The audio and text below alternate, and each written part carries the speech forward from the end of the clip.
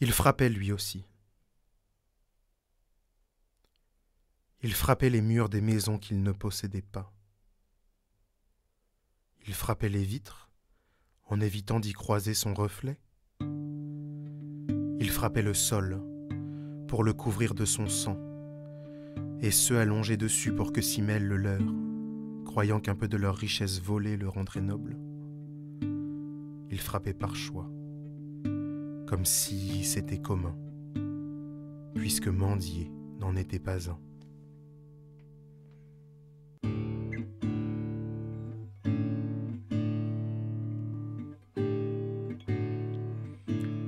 Il mendiait.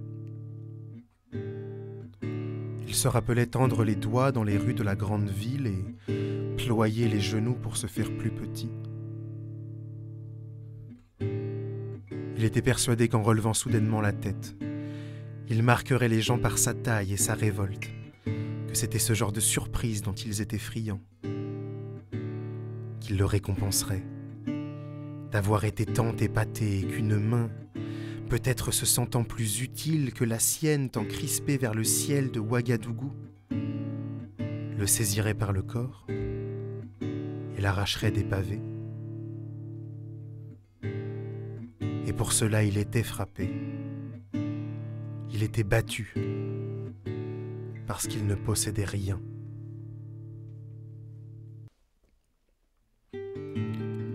Les autres frappaient ses yeux boursouflés, surpris qu'il puisse encore les ouvrir et confus d'y trouver tout ce à quoi il ne voulait pas ressembler.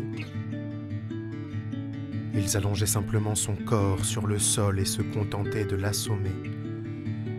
Du sang inondait sa bouche à cet instant. Ce n'était pas le leur. Ils auraient été trop honteux de le mêler aux siens, de lui faire goûter l'hérédité précieuse. Ici, les pauvres et les riches ne prennent au grand jamais le risque de donner naissance à un bâtard. Puis il l'achevait en lui jetant une pièce sur la joue, froide sensation signant à la fois leur œuvre et la fin du massacre. Ne restait que ses mains tremblantes, inertes, incapables. Que pouvait-il en faire? On lui avait dit, répété à outrance comme une malédiction qui s'acharne de corps en corps, qu'il n'en ferait rien, qu'il n'y avait rien à espérer.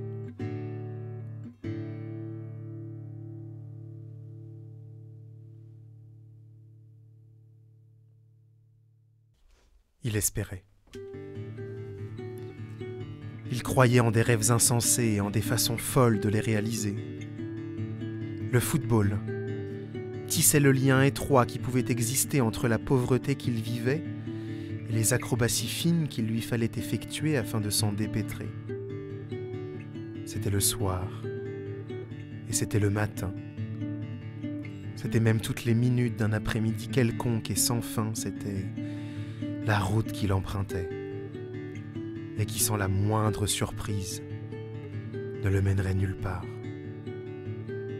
C'était surtout d'autres enfants qui jouaient, là, sur un bout de rue maquillé à la craie.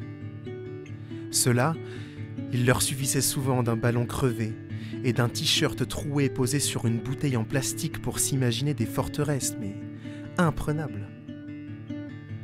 Et lui prenait alors l'habitude, le plaisir, le temps de voir les gamins s'animer en starlets rapiécés d'un quartier trop avide, de blasons à décorer. Si quelques heures passées chaque jour à observer le monde sont une richesse en soi, se disait-il, alors je suis riche de ce temps-là.